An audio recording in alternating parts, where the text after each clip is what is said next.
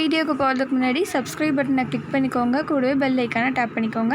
Like பண்ணுங்கள், comment பண்ணுங்கள், share பண்ணுங்கள். இப்போ வாங்க எக் மேகி எப்படி செய்யுதுன்னு பார்க்கலாம்.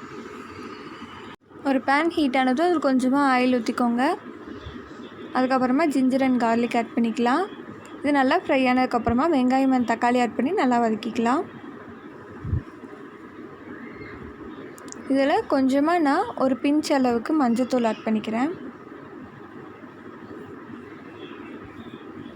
1/4 ஸ்பூன் அளவுக்கு பெப்பர் பவுடர், 1 ஸ்பூன் மிளகாய் தூள் ஆட் பண்ணிக்கிறேன். 1 முட்டை உடச்சி ஊற்றிக்கிறேன். இப்போ இது எல்லாத்தையுமே நம்ம நல்லா கலந்து விட்டுக்கலாம்.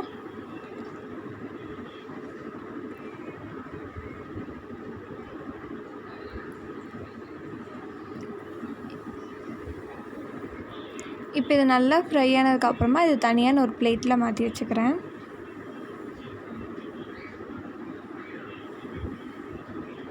இப்போ 1 கிளாஸ் அளவுக்கு தண்ணி ஊற்றிக்கோங்க. இதில் 1 பிஞ்ச் அளவுக்கு மஞ்சத்தூள், மேகி மசாலா பாக்கெட்டை நான் அதில் ஆட் பண்ணிக்கிறேன். இது நல்லா கலந்து விட்டுருங்க. தண்ணி நல்லா கொதி வரணும். கொதி வந்ததுக்கப்புறமா நம்ம அந்த மேகி நூடுல்ஸ் பாக்கெட்டை ஆட் பண்ணிக்கலாம்.